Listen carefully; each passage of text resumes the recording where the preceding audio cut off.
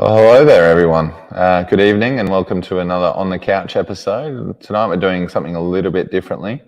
We'll be phoning in a very interesting lifestyle surf photographer by the name of Cait Miers.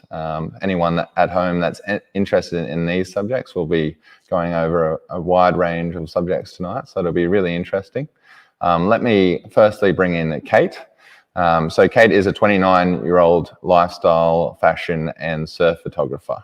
Cait, welcome. Thanks for joining us tonight. Thank you for having me.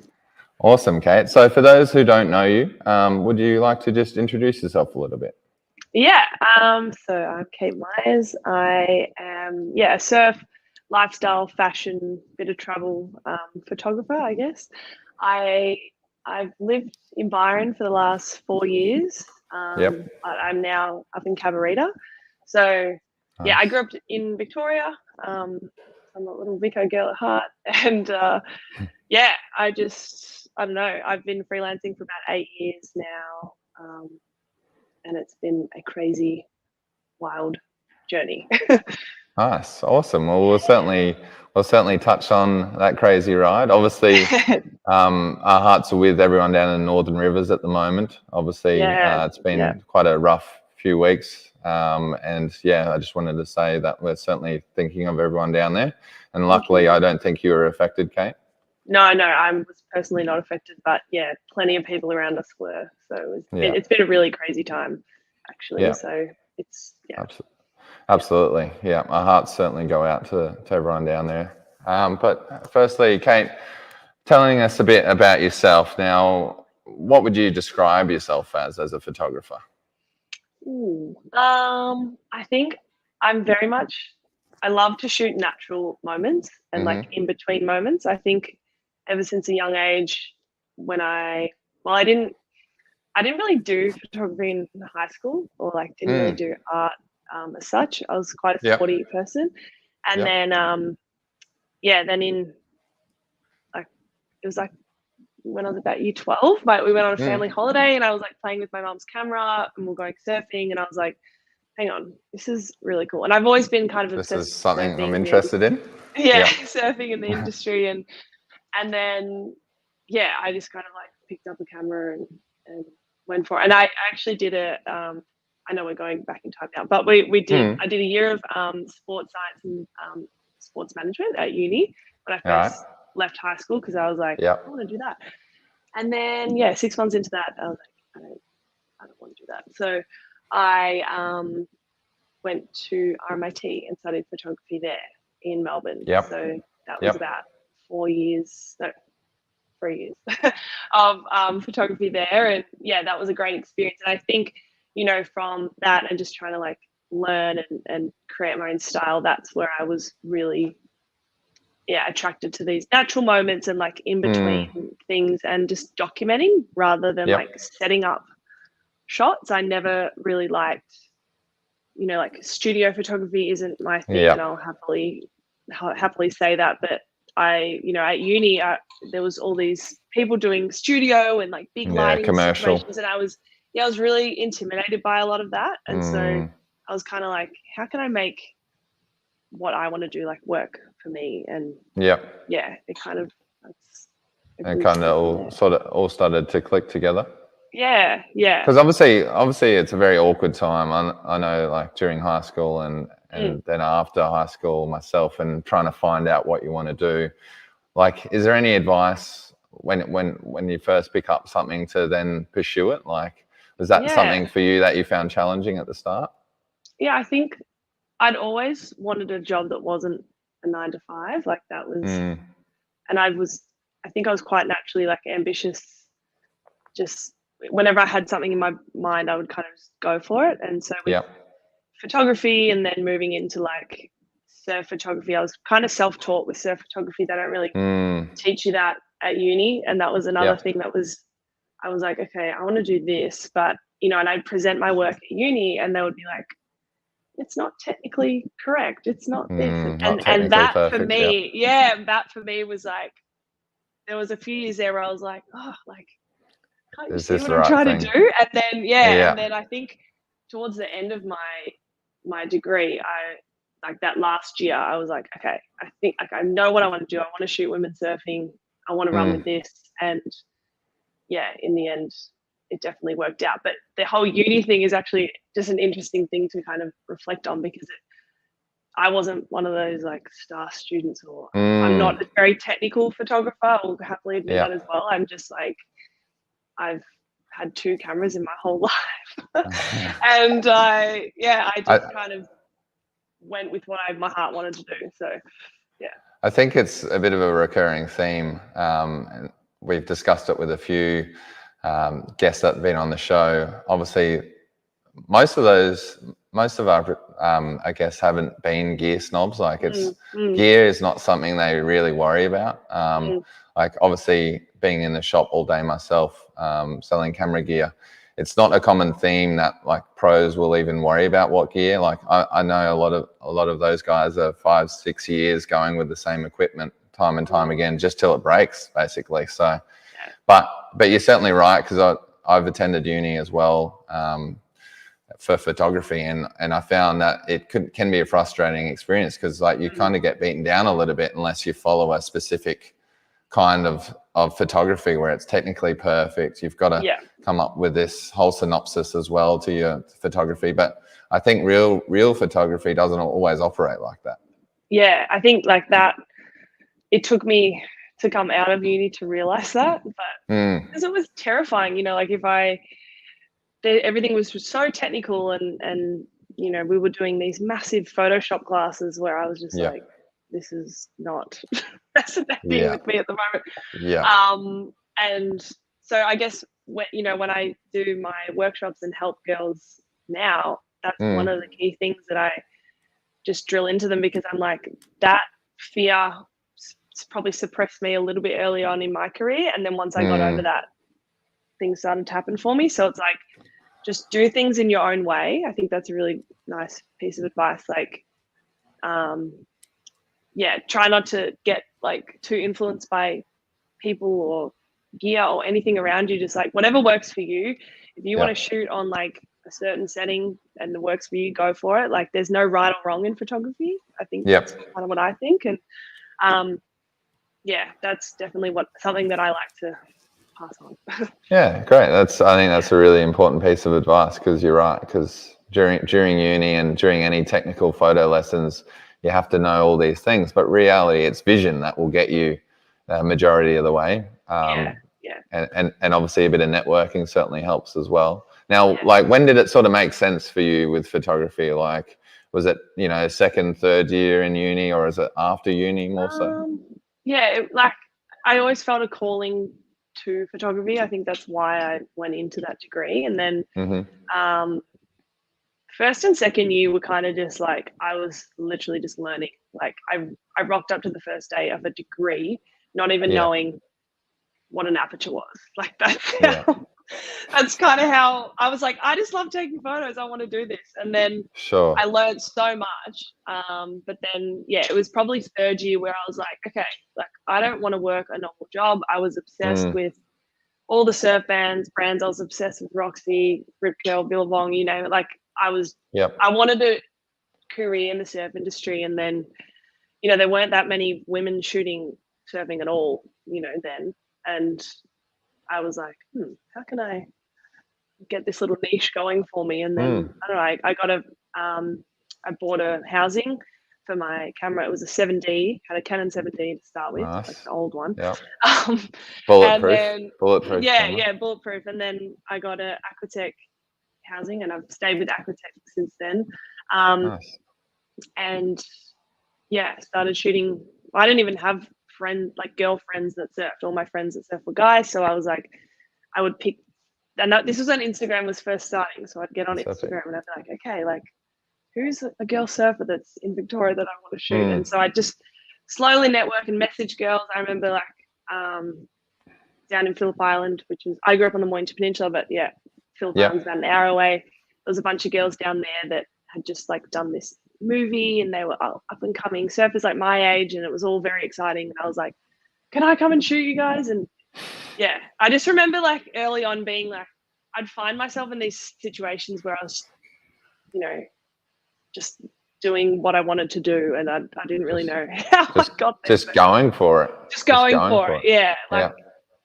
Which is, I don't know. Sometimes I'm like, I probably wouldn't do that again. Like, well, I would, but there's some scenarios where I would, I'd I'd come to Byron and just hang out with people that I'd never met before and just shoot them. Or, there was times where I was like, looking back, I'm like, it was wild, but yeah, I was after something.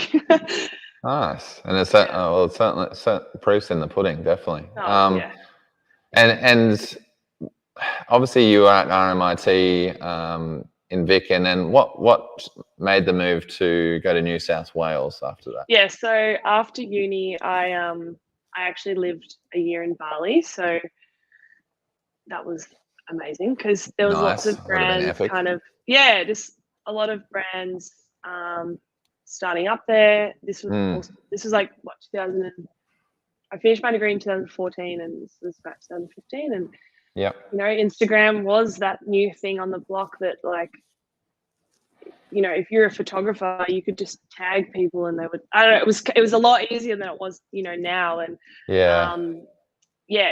so the move to Bali was really great. And then I had a few years of just like still basing myself at home, but traveling like everywhere. And then, when I was 25, I was like, right, I've always wanted to move to Byron. We grew up holidaying here. So I just packed my car and moved. Epic. Which was again another scenario of one of these things, like, I'm gonna do that. Let's do it. So and I haven't really looked back since. A lot of my friends at home are like, when are you coming back? I'm like, I don't know. Yeah, exactly. Yeah. Oh, that's epic. I do love it up here. Yeah. And what inspired your love of the water and why surf photography, I guess? I grew up, down on the coast. My dad's a surfer. My brother surfs. Just, all our holidays were to the beach, and I became just really like obsessed with it. Like, my idols, were people like Steph Gilmore growing up, and now I've got, the privilege of being able to shoot her quite often now, which is really cool. And I was the typical like little Roxy girl with just posters everywhere. And, I couldn't surf that well. Like, I don't surf that well. It's just, I didn't want to be a surfer. I wanted to be like connected to the industry, because I think it was natural beauty and like loving the skin that you're in, and that was really something that resonated with me, and I just wanted to find a way to like showcase that and show people that you can be natural and like love yourself and that kind of thing, like that whole thing which it ties into. So great. That's epic, because obviously around that time as well, female sports was still, I think, getting overlooked by male surfing, I think, and certainly around that sort of time. So it's starting to come a bit more to the forefront now, maybe, would you say?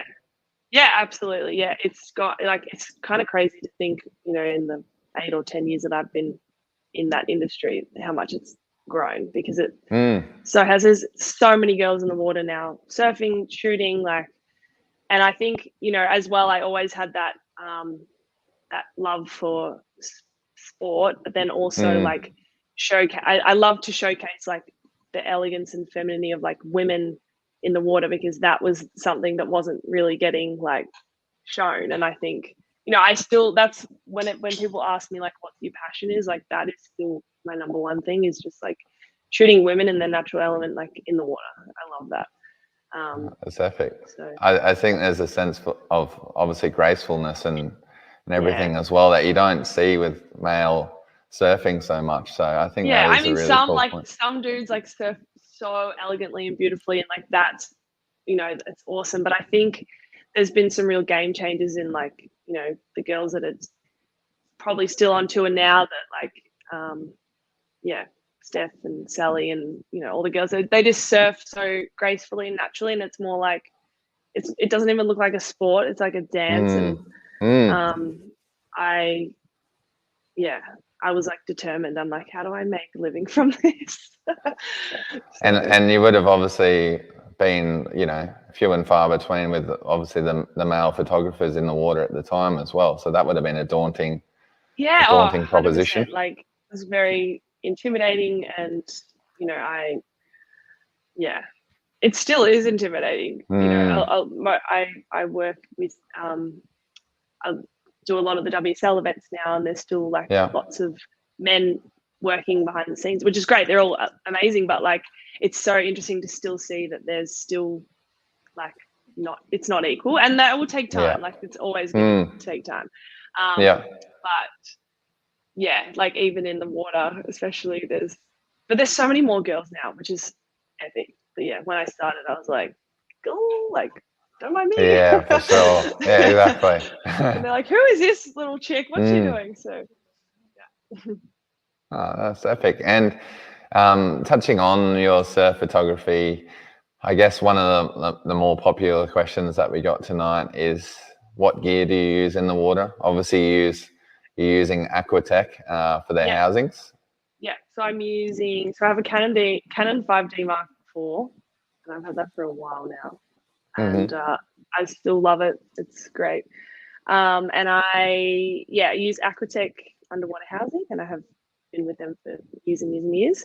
And then I guess like I pretty much use any lens like in the water. Specifically, if I'm shooting contests, I'll shoot with like a 70 to 200 lens. So I've got like a big port for that one, and also like a zoom gear that like you attach onto the lens, and you know, you can, and then it allows you to zoom in and out. Cool. So that's kind of what I use to shoot contests, and kind of those times where you don't want to be like completely in the shore break, like you can sit back.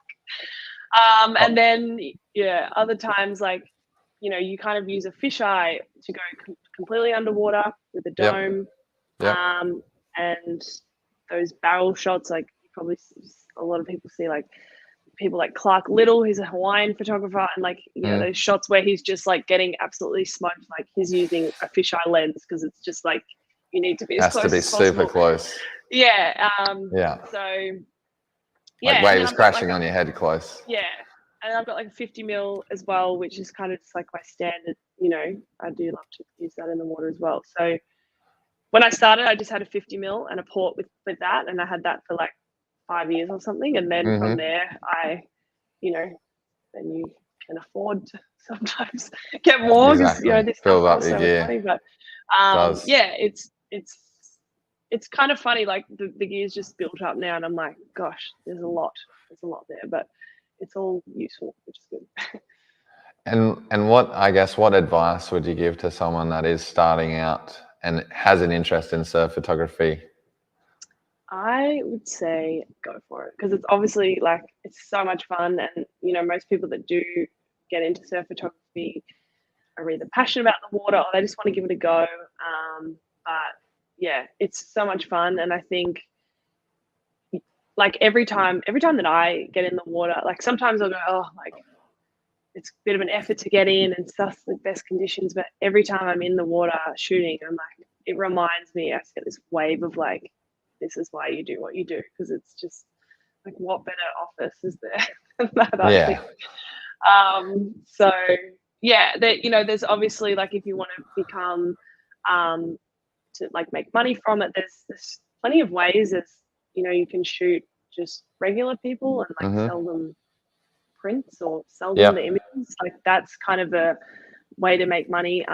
Or you can try and get in contact with brands, or if you know surfers that are quite good, that's always a great way to, you know, get in contact, get, you know, move your career along. But yeah,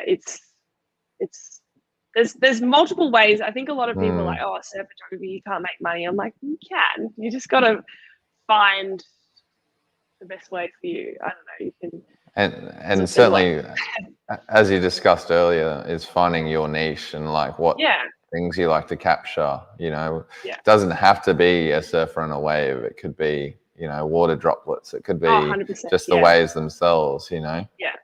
Yeah. There's a whole like, you know, there's a whole niche for underwater photographers, like research photographers, and people. You know, the Great Barrier Reef would need heaps of photographers to go down and help shoot the reef. Like there's, you know, if you kind of have an underwater housing, there's so many different ways. And actually, like someone that I knew had like a gig at the Olympics doing underwater, like water polo. And it's like, I wouldn't even think of that as a career. But like if you've got an underwater housing, they need people to do that. It's like there's so many different options if you know, get into it. So yeah. Now I know you prepared some photos for us, so I would ask you to bring them up kindly, so we can just sort of talk through. Now, let us know what we're seeing here. Obviously, is this something you've captured recently? Is this? So this was I shot this last year. So I sometimes shoot the WSL World Tour. So last year they had, because of COVID, they had to kind of change the legs around. So they had 4 events in Australia, all back to back for 2 months. So that was like March to May last year. So that was crazy time. We're traveling around Australia, and this is Carissa Moore. She's won the world champ last year, but women hadn't really done airs in competition before. It was just like So when I'm shooting the contests, I'm working with another photographer, or there's a few of us, but we kind of have like, right, Cait, you're in for 4 heats or 6 heats or whatever. So anyway, Carissa just boosted ridiculously high on this wave, and somehow I pointed my camera in that direction and I got it. And I came in, like this wave, if you Google it, you'll find it. Like I came in and like the media team, like, did you get it? Did you get it? And I was like, I don't know, like ran in, quickly saw it, and I was just so thankful that I captured that. Otherwise, probably would have got my head chopped off. But for those who don't know as well, Cait, obviously, surf photography is chaotic. Like I've done a little bit of it, but everything is happening all at once, and you're trying to not drown, just to say the least, while like also trying to change your settings, trying to zoom, trying to make sure everything's okay there, get your best angle. It's not an easy thing to do, hey. And the contests stay out of the way because sometimes the judges are like, photographers, move out of the way. And there's only like, for sure. We have to put on like a jersey and stuff. Like if there's another photographer that enters the thing, they're like, no. But it's crazy. But it's fun. That's epic. That's super epic. Oh, and then next one is so again with the WSL thing, I had the privilege of going to Hawaii before COVID hit, and I was there for a couple of other events, and then Jaws, the big wave contest in Maui, was like on alert. And so I got to shoot that. So I don't even know how big that wave is, but you can see it's absolutely massive. For anyone that can't see that at the moment, we apologize as well. We will send some screenshots in the links as well, so we will put them in the chat. But sorry, we might have to visually explain a little bit. That's all right. Of what's going on, Cait. So surfer Felicity Palmerty on a humongous wave at Jaws. And it looks wild. Shot this. I was kind of on the back of the jet ski for like 10 hours, and it was crazy. But, And these big days that you do, obviously with photography, do you find like obviously on the tour you jump straight into the editing room, or is there like some downtime? Or is we've got a bit of a system with like remote editors and that kind of thing, but it's so full on, like you can't, there's so much happening. It's like crazy. But I think like you kind of just jump on the adrenaline train and you're like, this is epic. And like shooting any sport, I can imagine. That's actually what I wanted to shoot when I first started photography. This just come to me, but I wanted to shoot like sport and swimming and athletics and sports photography. So there's that whole avenue as well, which is really cool. Is it like, obviously with photography, one of the things that I really like is capturing the emotion of it as well. And I think sports more than, a lot of other things, you can really get some really raw emotions happening. And it's kind of like, if you take the photo at that time, that time will never come again. Yeah. And that's kind of one of my favorite things to shoot. when I do the WSL tour, like when we're on the lifestyle component is you're literally like, you're in this person's like they could be getting ready to win the world title, which is like everything they've ever dreamed of. So it's like you get to capture like everything that's happening, and it's quite like, it doesn't even feel like you're taking photos. It's quite a you know, an intimate kind of setting. But yeah, it's true. Like shooting people's natural state or like emotion is something that I just really like to do. Epic. Now, obviously touching on a bit of your website as well. So you're doing something very, very interesting at the moment. You're offering like a Clique Retreat. Now, tell us a little bit about Clique Photo, and then also about Clique Retreat, and why is that so special to you?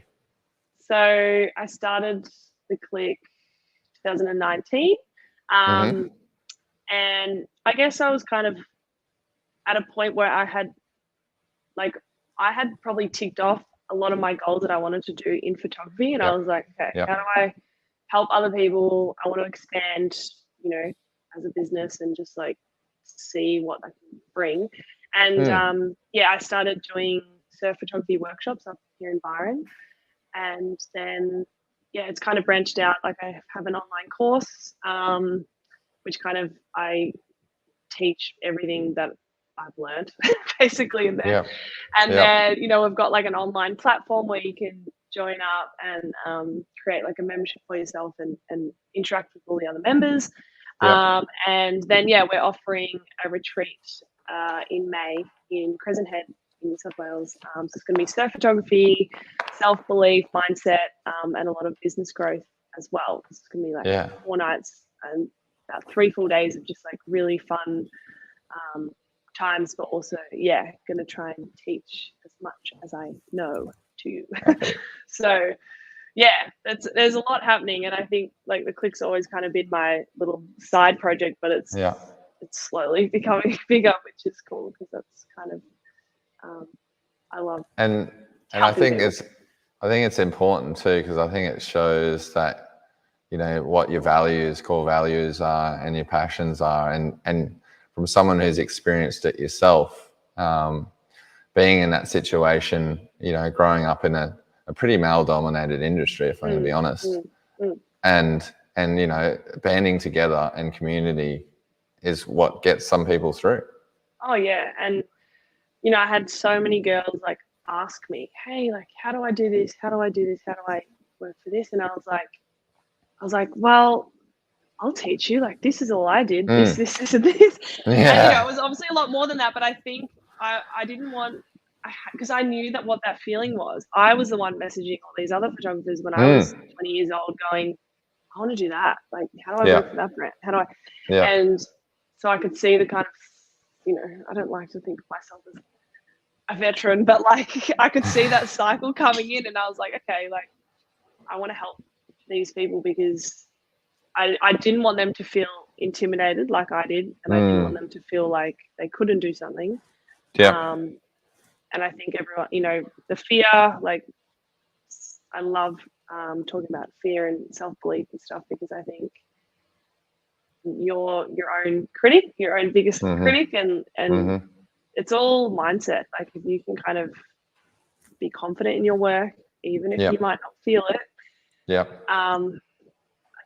it will slowly translate into like bigger and better things. I think more opportunities will open up.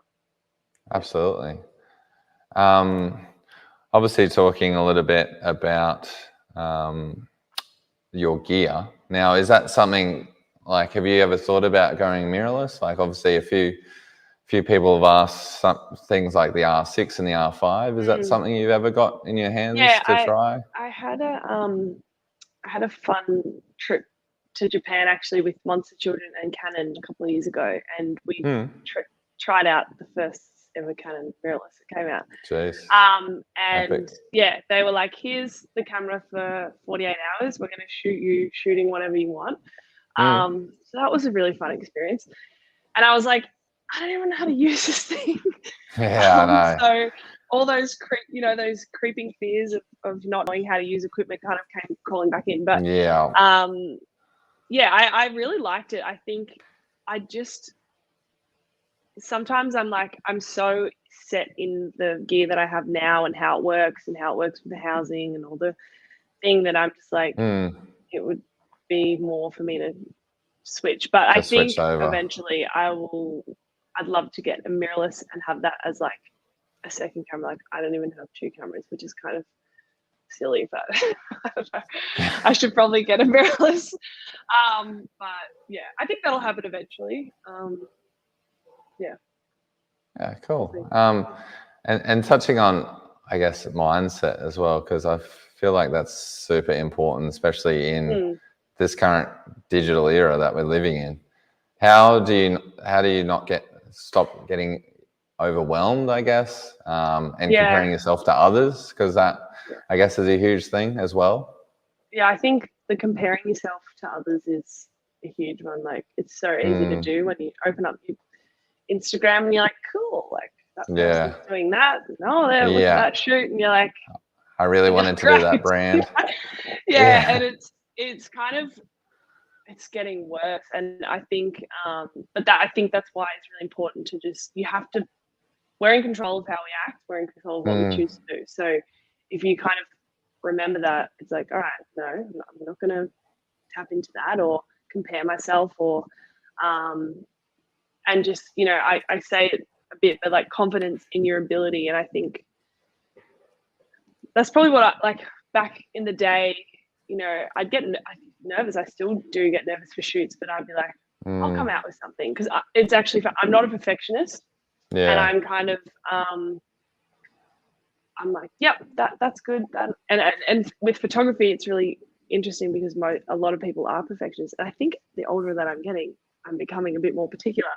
But I would always be like, oh, I'll just go in the water and I'll come out with something. And generally, like, you go, this is a weird photo, but somehow if I tweak this and I make this work, and you're like, that's kind of cool. And I think if you don't be too hard on yourself as well, because that's not going to really get you anywhere. So I'm sure there's days, I certainly know as a photographer, those days where you come back home, you look at your photos and you're like, okay, I'm rethinking being a photographer, but I'm sure you're not like that, but I certainly get like that sometimes.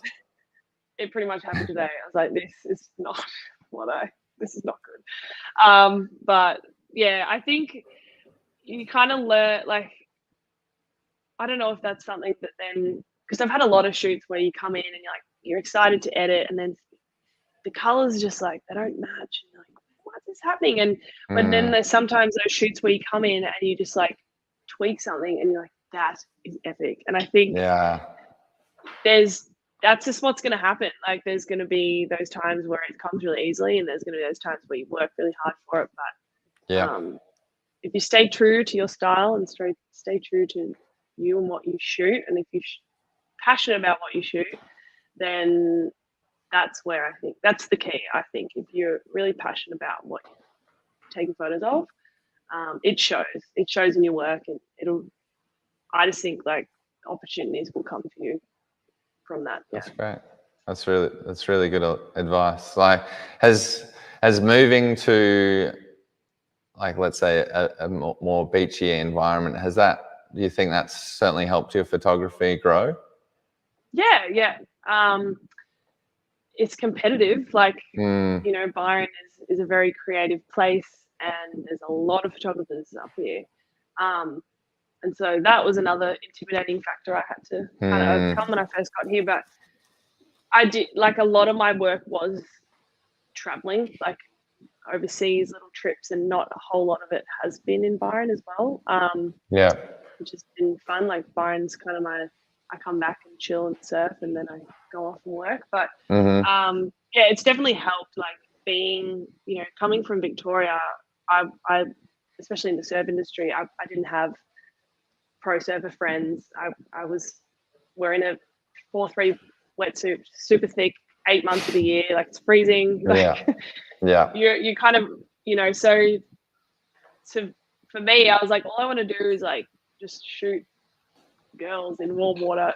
I know it sounds kind of like shallow, but like that's kind of what I wanted to do. And so it's definitely helped coming up here and doing that.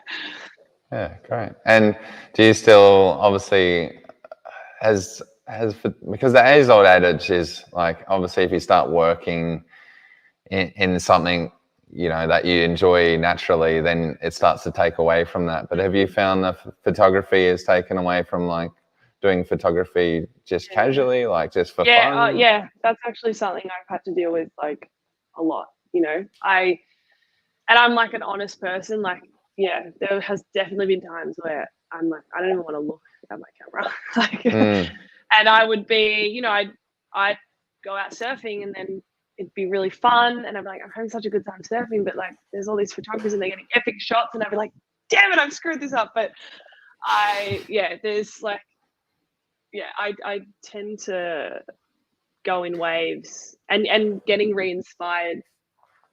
I've actually been quite inspired lately, and I've noticed it. I'm like really aware of it. I'm like, oh my God, like actually, you know, I want to shoot. I want to create shoots. And it's been, you know, COVID was kind of hard because there wasn't a whole lot going on, but you know, it was all the back end, the books work stuff that was happening and not much creating. And I think that really kind of affected me. But it's sometimes that happens. Yeah, that's okay. And obviously COVID was a tough time for everyone, but how did you go about dealing with the mental aspect of it? Yeah. I mean, like my whole family was in Victoria. Victorians got locked down heaps. Yeah, terrible. You know, and it wasn't too bad, but I think like initially, obviously with everyone, it was like, wow, what's going on here? Pivoting your business. And that was one thing. I was like, okay, pivot. So it was something like take it online, sell prints online, like just try and find a way to like make ends meet that way. But yeah, looking like it wasn't easy. And, you know, most of the photographers on here would agree. You kind of had to go, wow, what can I do here? How do I pivot? So, full credit to you for having the ability to stay agile, I guess, because I think that's important. Yeah, well, you got to be sometimes. I think, yeah. Absolutely. Cait, I do have a question from Jared, actually. Yes. So Jared is asking, how do you deal with white balance changes underwater? Yeah. So obviously, like underwater imagery is like a whole nother ballgame to above the water. Underwater's hard. I mean, I just like auto white balance that underwater. And I'll probably change. Like I'll do a lot of editing in post, and it's not airbrushing or anything. It's literally just Lightroom changing colors and stuff. I think the deeper you go, the harder it is for your colors to stay intact. That's something obviously you can change after the fact as well, like more of the focus on getting the shot. And you know, I love doing those whole like split level kind of images when in tropical locations. For sure. But yeah, and like I love those just under the surface kind of stuff. And it's great because the duck diving. Like the skin just getting under the wave. Yeah, the skin does stay pretty like intact. But yeah, there's certainly times where like when you get deeper and you're like, you think it's all sweet when you're shooting it, and then you come back into Lightroom and you're like, whoa, like this is very blue. How do I bring this back? So, you know, you just pop it in black and white. Exactly. Then it's just white and blacks and light that you have to deal with. Makes it a bit easier. Awesome. Cait, now we'll try and share some of your images again and see if we can get them on the screen. So cool. Bear with us. I'll let Phil confirm whether we can see them. Oh. Yep, perfect. Okay, yes. So back to the original image, Cait, if you just briefly want to talk about it. Yeah, okay. So that was shooting the WSL contest in Newcastle last year.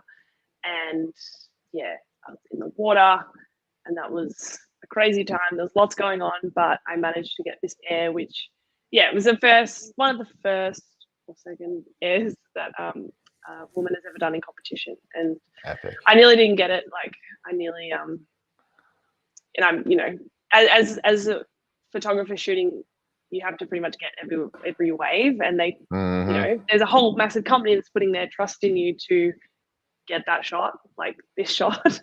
Yeah. So I was kind of grateful that I kind of came out with that, and it was that funny because I was kind of feeling a bit down around this time, just about my work in general. Yeah. And then this happened, and I was like, okay, like so good. But yeah, it's still one of my favorite images. And Carissa like came up to me afterwards and she was like, Cait, thank you so much for getting that shot. And I was like, mate, thank you for like going and changing women's sport. Like, yeah, literally. So yeah, it was a special moment, I guess, that I've had in my career. Is that something like when you see that as well? Like obviously you're in work mode, you're in boss mode, trying to get the photo, but when that something like that happens, can you still take it in? Can you absorb it? Yeah, I think it like immediately after, like, I mean, when I was in the water, there was still about half an hour left of the heat to go, and I was like, I was just wigging the whole time, like, did I get that shot? Because if I didn't, I'm probably going to run away right now. So yeah, like it was, you know, all of us, there's like a whole crowd, we're like, oh my god. So yeah, in the moment it was definitely like adrenaline. But yeah, I think now I can look at it and go, that's a pretty special moment. And if I think back to like what I wanted to achieve as a young girl, like this was probably on top of the list. So do you print photos like these? How do you fully absorb something like this? Yeah, I don't know. I probably should just print that.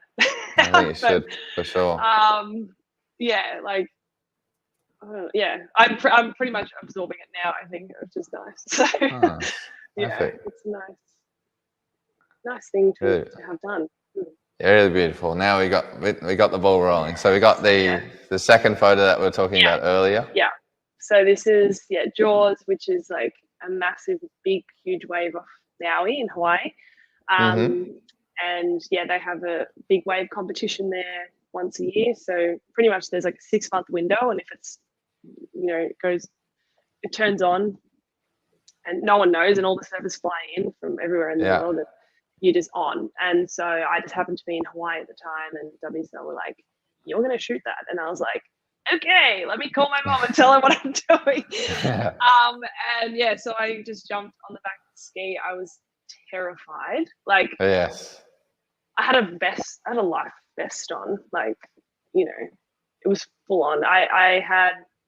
I wore my flippers on the jet ski, which is like, you know, because he was like, if I have to just in dunk case you off, like, you know, and I used to be a swimmer. Actually, that's something I haven't mentioned. I grew up swimming. That was my sport, which has probably helped me with the water stuff, naturally wanting to, you know, swim. But so you've been a water baby since day one. I have. Yeah, but cool. Like this stuff is a whole nother ball game. So I was back on the You're looking at Jaws. And there's like big crowds of boats and a helicopter. Like, you know, I had to sign a waiver for a helicopter to like chop my head off and stuff. I was like, this is crazy. And so that was a really fun time. And also, just an epic experience. Like, and in those times when it's like, oh, it's your turn, like Cait, we're calling on you. Like, do you want to do this? I'm like, yep. Like, there's no, and that fear comes in, but I'm like, all right, well, this is an opportunity. Let's go. Exactly. And whenever you said no to anything, right? Yeah, I'm pretty much a yes girl. Yeah. Perfect. Phil, show us the next one. Oh yeah. I love that you guys have found this. Great. Yeah. So this was, we actually went on an Aquatech trip to the Maldives, which was amazing, and we were testing out all their equipment. Yeah, absolutely, so there was about beautiful. 10 of us that went over there and just tested out everything. It was like domes for days and like all this gear. Choose your weapon. Yeah, choose your weapon and kind of like just have a play. And so we just went out and my friend, I took my friend Marina with me, and we were just swimming. And this wasn't even, I don't think this was staged. She was just swimming and then just like slowly started going up, and I was like, that looks fun. So and then I think I think I darkened it a lot, but I just reckon it's so cool. Like, she just looks so peaceful and suspended. It looks like time has literally stopped. Yeah. So that's one of my favorites, I think. It's really beautiful. Oh, and then this is my latest Roxy campaign that we did in Exmouth last year. It's just come out. Whereabouts is this on, Cait? In Exmouth in WA, so like on the Ningaloo Reef, like halfway up. And yeah, we like Brinkley. She's an activist. She's a marine biologist. She's incredible, and she's just become a Roxy rider. So the brief was go and swim with as many sea creatures as you can. So yeah, we went out and found these manta rays, and just swimming around with a manta ray. Just swimming around, just super chill. That was another pinch me day as well. Yeah. We found we swam with a tiger shark, which was pretty cool. Just crossing things off the bucket list. Yeah, that was definitely a bucket list thing, like having a day, because this type of photography is also quite different as well, because it's like completely underwater. So I'm using my dome and fisheye, I'm pretty sure. Yep. I either switch between a fisheye or a 16 to 35 when I'm doing completely underwater. I think this was fisheye, yeah. And diffraction's a thing as well for those who haven't done any surf photography. I didn't realize it till you do the over under shots, but like when you take the photo up versus when you take it down, it's like meters of difference. It's interesting.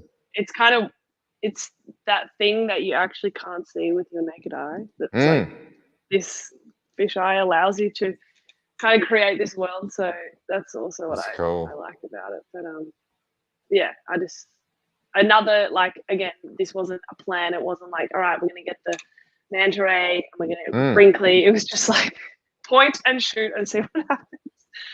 But that's always kind of the best thing.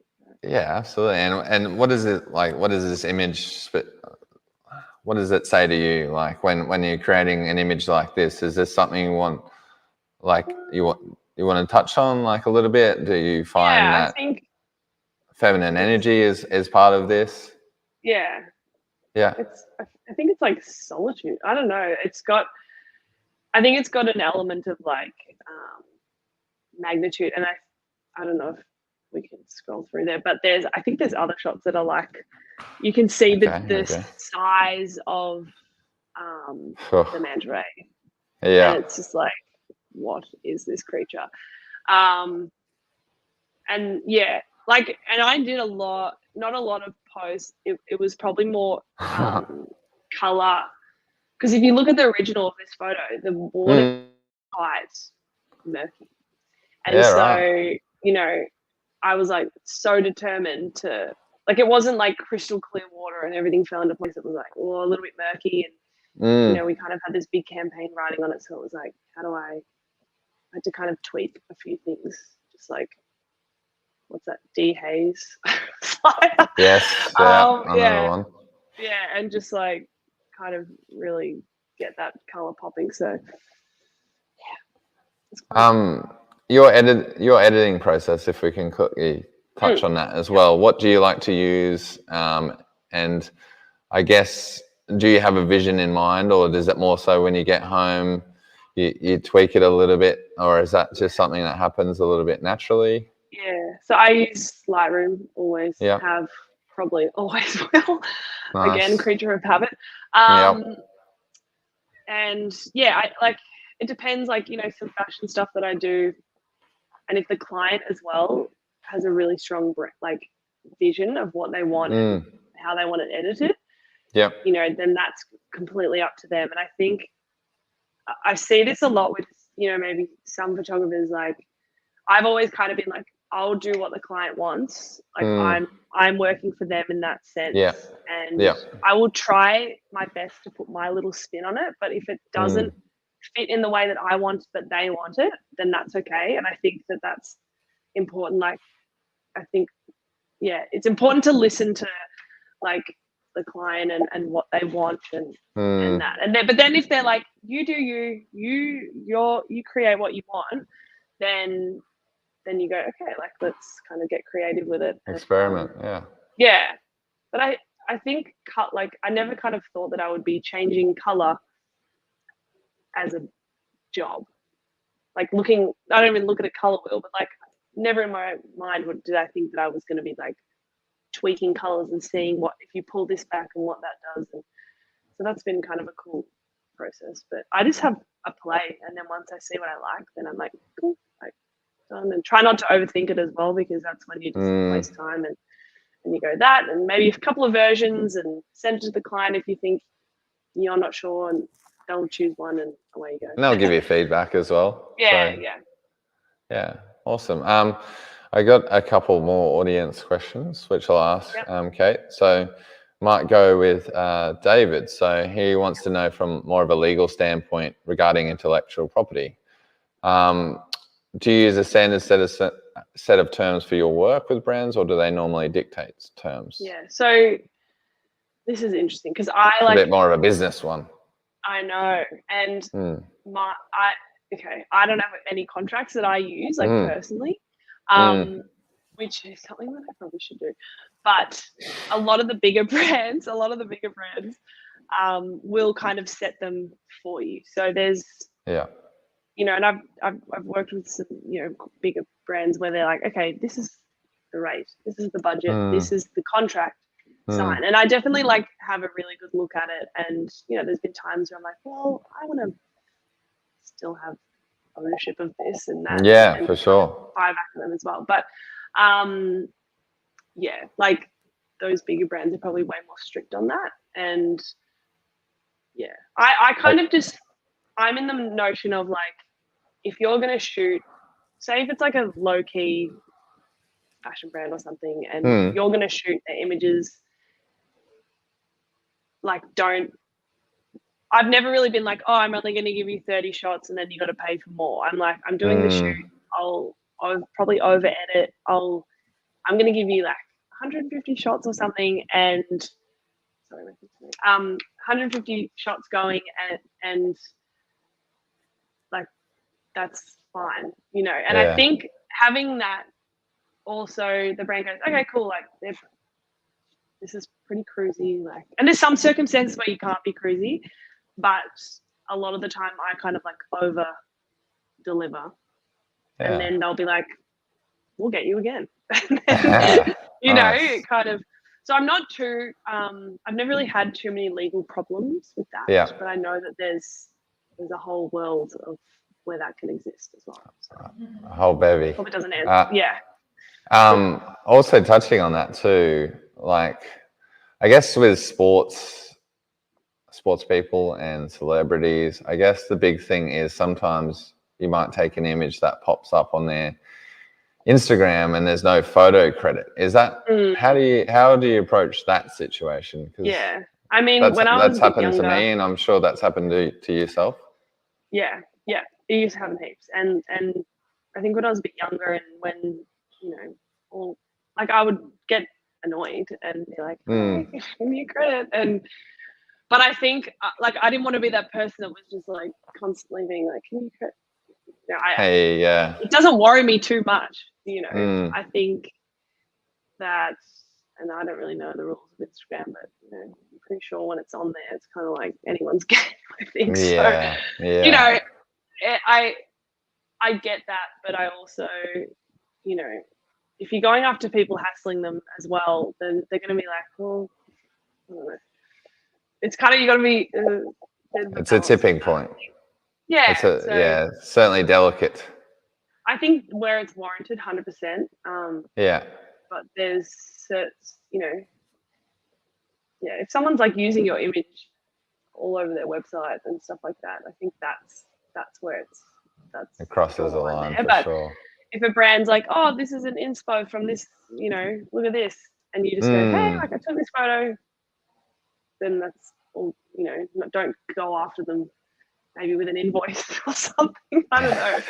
But like there's, you can do what you want, but that's cool. And what sort of outside of photo gear, what sort of gear do you typically like to use? And are there typical brands that you like to, like a brand of flippers that you like to use commonly, or? Yeah, I use, oh yeah, that's a question. So I use. And a wetsuit. That's a good one. Yeah, wetty. So I just pretty much have Roxy wetsuits because I do a lot of work with them, and they're great. And I also use Duff fins, Yes, DAFIN. they are Yeah, very good. I've used them. so good. I've got, I don't even know the model, but they're like a brown, creamy color, and they're so comfortable. And I've gone through so many different pairs of fins because I always cramp up, and it's like I'm the one that like has to put 5 different band-aids on and socks and fins, and it's just like, who is this person? But the Duff fin ones are really comfy, and I never cramp in them. So shout out to Finn. Yeah, and their colors are cool too. The colors are cool. Yeah. Awesome. And then I guess like my recommendation on housing is like, I've used Aquatech since the beginning and never had an issue, and they're great people, and they're great customer service. They are so I've just always gone with them. Yeah. Isaac is very cool.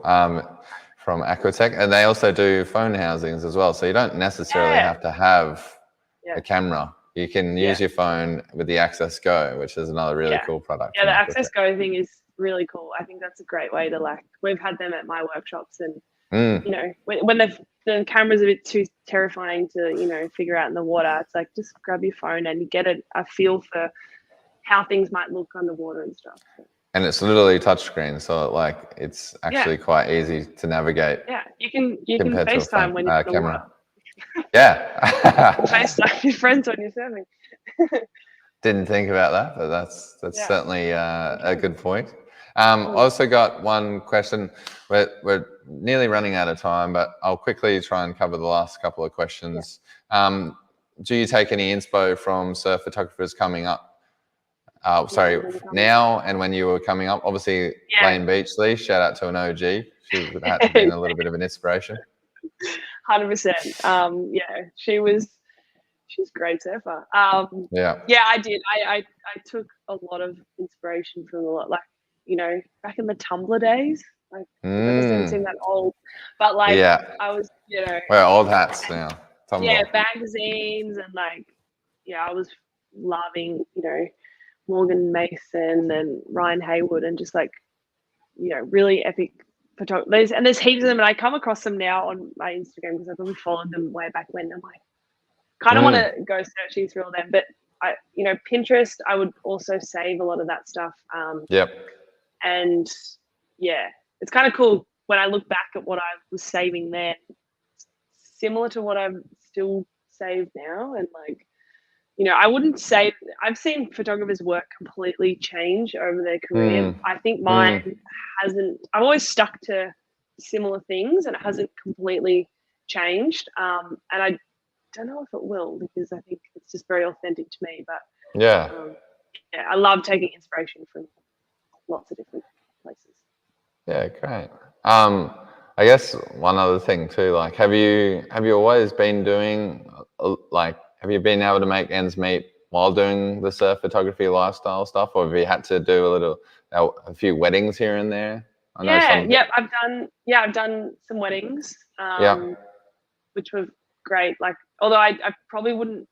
I like to do weddings at near the beach. That sounds so cliche, but that's kind of what I like to do. I've done heaps of random jobs that you probably don't see on my gram, but plenty of that stuff to make ends meet, especially in the early days. Just lots of random stuff. I can't even think of it now, but so don't think of it. It's not all beaches and dolphins. It's there's lots of things happening. And Instagram, just chucking it straight up there. Obviously, as well, it's probably important to note that when we obviously spoke about it, there's been a significant grinding to get to the point that you have been. It hasn't just been just go out, take a photo, post it, bang. It doesn't work like that. No, it's a lot of hard work and discipline, but also drive and I had that vision of I wanted to shoot for surf brands, and I got that opportunity years ago, and Yeah. those were the moments where I was like, what, like, how is this happening to me? Like, Yeah. I wanted to do this and I get to, and I think, and then I try and unpack how that happened, and a lot of it was drive, and a lot was like self-belief, and just like head down, work hard, believe in yourself, and all the other cliches. But yeah, If it works, if it works. Yeah. Awesome. Do you do much video? I guess that's probably the only thing that we didn't really discuss. Do you do a little that? bit? Mm. Yeah, I've done a little bit, and like it's funny because when I've worked the WCL comps, I've got all my friends that are working all the red cameras, like the red offline cameras. Yeah. And I I look at them and I'm like, whoa, that's really cool, and it's a whole nother world. I'm just running around with my little camera, and they're like, what do you have to worry about? But I've always wanted to like give that a go. I think I'd kind of just trial them for fun, to be honest. I don't think that it's something that I'll go into, but yeah, I mainly just shoot photo. If people request a certain type of video, then maybe I can whip it up. But yeah, that's pretty much just photos for now. Yeah, cool. Yeah. Awesome. Well, Cait, we've certainly gone well over time. So no, that's okay. We could go for hours, honestly. Like that's that. So is there anything you wanted to add? Like obviously the Clique Photo, a good website for people to visit to know a bit more about what the other part of your photographer journey is going to. Yeah, there's a lot of resources, and you know, it is, I guess, directed at females because that's what I've wanted. That's what I've wanted to help. But like anyone can go in there and just have a little browse around and join the membership. And I've got an online course there as well. And if you want to come to the retreat, come and hang out. Yes, and we can, the retreat. Make some magic and which sounds epic. Like absolutely epic. I'm just really excited about it, and yeah, if I can inspire anyone to go after what they want in life, then I've done my job. So yeah, beautiful. Pretty much it. Yeah. Awesome, Cait. Well, thank you so much for joining us, and shared some really good insight and tips, and I love everything you're doing, and I think it's really important that people are talking about the things that you're talking about, which doesn't get mentioned often. So obviously there's a huge mental aspect of it as well, but you've been dealing with other pressures as well, but you've just gone ahead and aced it, and you continually, your passion shines through in a lot of your work. So thank you very much for joining us. Thanks for joining, everyone. It's been epic. So hopefully you can take something away from it. Yeah, and your Instagrams, give us your handles, your website links. It's at Cait Miers Photography and at the Clique_photo. You have to think about that one. That's where you can find me. So come and say hey. And we got through the entire episode without any questions about Byron Bay, so that's been pretty good as well.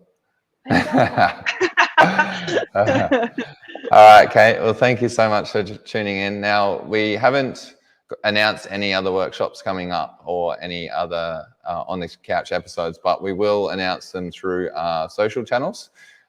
So we've got CameraPro on YouTube and CameraPro AU on Instagram as well. Thank you very much for joining us. It's been a real treat listening to Cait. And yeah, hope you had a lovely evening. Thank you. Bye.